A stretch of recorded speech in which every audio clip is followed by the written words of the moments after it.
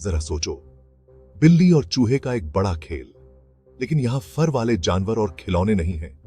यहां cyber security experts और खतरनाक हैकर्स हैं। यह है रेड टीमिंग की दुनिया। रेड टीमिंग मतलब अच्छे हैकर्स को पैसे देकर अपने सिस्टम को तोड़ने के लिए कहना। वो बुरे लोगों से पहले कमजोरियां ढूंढते हैं। इसे सिक्योरिटी ऑडिट समझो, लेकिन थोड़ा ज्यादा रोमांचक। क्या आप real life cyber security super hero बनना चाहते हैं? The Indian network YouTube channel को सब्सक्राइब करो। आपके साइबर सिक्योरिटी गेम को बेहतर बनाने के लिए हमारे पास सारे सीक्रेट्स, टिप्स और ट्रिक्स हैं। याद है जब एक फास्ट फूड चेन का ऐप हैक हो गया था और अचानक से हर कोई फ्री में खाना ऑर्डर कर रहा था और लोग फ्री बर्गर ऑर्डर कर रहे थे। ये एक बहुत बेडीडीडी ही समस्या बन गई थी। ये रेड टीमिंग की एक मिसाल है जो ऐसे चीजों को रोकता है। रेड टीम्स असली हमलों की नकल करके कमजोरियां खोजती हैं और उन्हें ठीक करने के उपाय सुझाती हैं। रेड टीम्स असली हमलों की नकल करके कमजोरियां खोजती हैं। वे विभिन्न प्रकार के साइबर हमलों का अनुकरण करते हैं ताकि सुरक्षा में सुधार किया जा सके। वो आपके कर्मचारियों को फिशिंग ईमेल भेज सकते हैं ताकि यह देखा जा सके कि कौन से कर्मचारी इन जालसाजी ईमेल्स का शिकार हो सकते हैं। आपकी वेबसाइट हैक कर सकते हैं और यह सुनिश्चित कर सकते हैं कि आपकी डिजिटल संपत्ति सुरक्षित है या नहीं। यहां तक कि आपके ऑफिस में भी घुस सकते हैं। वे आपकी भौतिक सुरक्षा प्रणालियों की भी जांच करते हैं। ये बिल्कुल साइबर सिक्योरिटी एक्शन फिल्म जैसा है, लेकिन असल जिंदगी में यह एक रोमांचक और चुनौतीपूर्ण प्रक्रिया है। ऑपरेशन ऑरोरा इसका एक बड़ा उदाहरण है। यह एक प्रसिद्ध साइबर हमला था जिसने कई बड़ियों को प्रभावित किया। गूगल और दूसरी कंपनियों को हैकर्स ने निशाना बनाया था। इस हमले ने साइबर सुरक्षा की दुनिया को हिलाकर रख दिया था। रेड टीम्स ने इस हमले से बहुत कुछ सीखा और ऐसे खतरनाक तरीकों से बचने के लिए अपने बचाव को और मजबूत किया। उन्होंने नई रणनीतियां विकसित की और सुरक्षा उपायों को और भी प्रभावी बनाया। एक रेड टीम बॉलीवुड फिल्म की तरह होती है जिसमें अलग अलग किरदार निभाते हैं। पेनिट्रेशन टेस्टर्स होते हैं जो एक्शन हीरो की तरह सिस्टम को तोड़ते हैं। सोशल इंजीनियर्स होते हैं जो भेस बदलने में माहिर होते हैं और कर्मचारियों को चालाकी से सीक्रेट जानकारी उगलवा लेते हैं। और रिपोर्ट राइटर्स को मत भूलिए, जो सब कुछ लिखते हैं और यह पक्का करते हैं कि अंत में अच्छे लोग ही जीतें। हर टीम मेंबर का एक खास रोल होता है। वो सब मिलकर खामियों को ढूंढते हैं और उन्हें दूर करने के सुझाव देते हैं। रेड टीमर बनना है तो आपको इसके लिए बहुत कुछ सीखना होगा। सबसे पहले आपको टेक्नोलॉजी का मास्टरमाइंड होना पड़ेगा। कोडिंग, नेटवर्किंग और ऐसी ही और चीजें।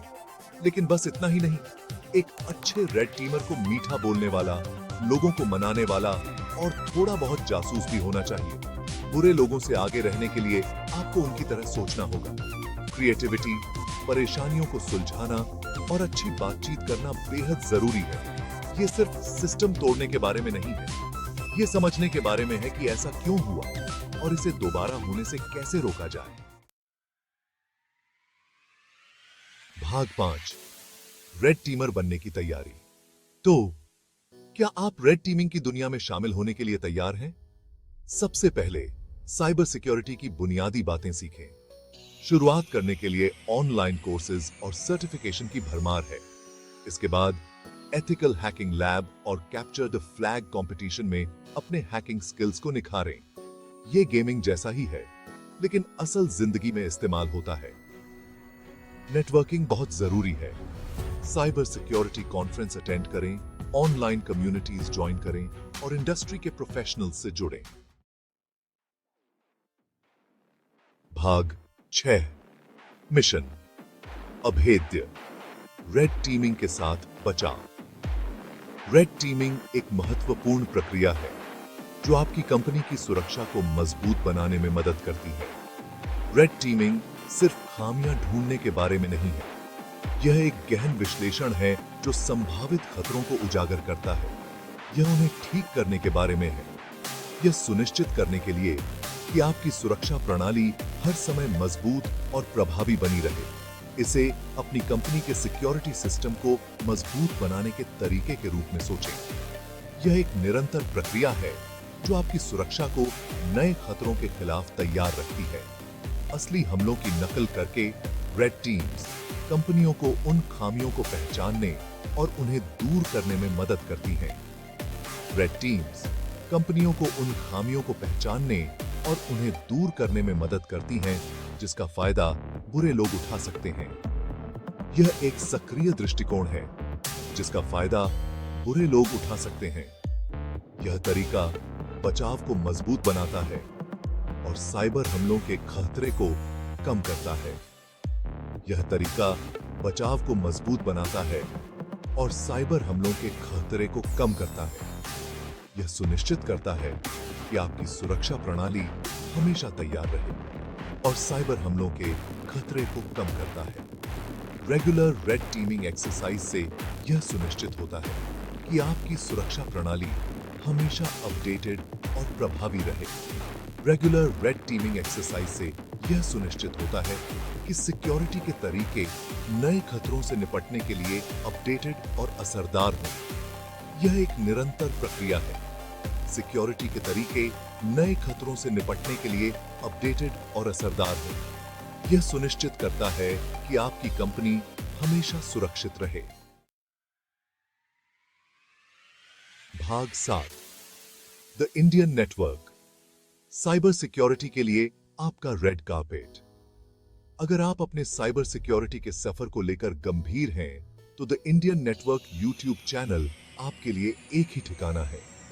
हमारे पास एथिकल हैकिंग से लेकर पेनिट्रेशन टेस्टिंग तक, इंडस्ट्री एक्सपर्ट्स से लेकर अनुभवी प्रोफेशनल्स तक हर चीज पर वीडियोस हैं।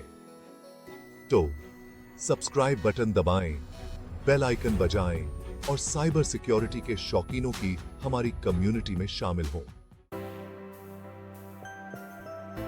भाग 8 रेड टीमिंग की गलतफहमियां दूर हुई। चलिए उस बात पर बात करते हैं जिसके बारे में कोई बात नहीं करना चाहता, या यूं कहें कि उस हैकर के बारे में जो हमेशा हुडी पहने रहता है। यह धारणा बहुत ही पुरानी और गलत है। असल में रेड टीमिंग का काम इससे कहीं ज्यादा जटिल और पेशेवर होता है। आम धारणा के विपरीत रेड टीमिंग सिर्फ मनोरंजन के लिए चीजों को तोड़ने के बारे में नहीं है। यह एक गहरी और विस्तृत प्रक्रिया है जिसमें सिस्टम की सुरक्षा को परखा जाता है।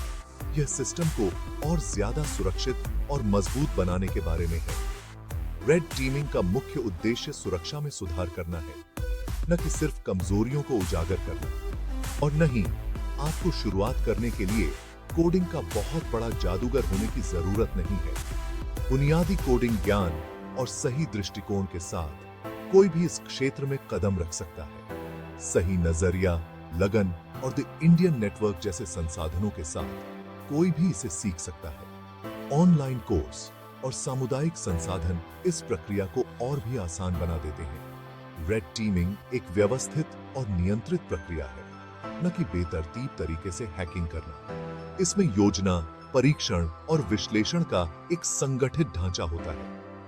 यह सिक्योरिटी को बेहतर बनाने के बारे में है, न कि निजी फायदे के लिए कमजोरियों का फायदा उठाने के बारे में। रेड टीमिंग का असली मकसद है सुरक्षा को मजबूत करना और संभावित खतरों को पहले से पहचानना। भाग 9 रेड टीमिंग का भविष्य, एक झलक। अपने आप को संभालो, क्योंकि साइबर सिक्योरिटी की दुनिया सलमान खान के कार चेज सीन से भी तेजी से बदल रही है। जैसे जैसे टेक्नोलॉजी आगे बढ़ रही है, वैसे वैसे खतरे भी बढ़ रहे हैं। रेड टीमिंग लगातार बदल रही है, आगे रहने के लिए नए टूल्स और तकनीकों को अपना रही है। हम आर्टिफिशियल इंटेलिजेंस से लैस हमलों, इंटरनेट ऑफ थिंग्स की कमजोरियों और मेटावर्स की अनोखी दुनिया की बात कर रहे हैं। मजेदार है ना? लगातार बदलते साइबर सिक्योरिटी के माहौल में अपनी जगह बनाए रखने के लिए रेड टीमर्स को लगातार सीखते रहना होगा और खुद को बदलते रहना होगा। भाग 10 टीम में शामिल हो। आपका साइबर सिक्योरिटी एडवेंचर इंतजार कर रहा है। तो लीजिए दोस्तों, ये है रेड टीमिंग की रोमांचक, चुनौतीपूर्ण और हमेशा बदलती रहने वाली दुनिया। अगर आप ऐसे करियर की तलाश में हैं जिसमें टेक्निकल स्किल्स, क्रिएटिविटी और थोड़ा सा रोमांच हो, तो यही आपके लिए है। याद रखें, दुनिया को और ज्यादा साइबर सिक्योरिटी सुपर हीरोज की जरूरत है और इसकी शुरुआत एक क्लिक से होती है।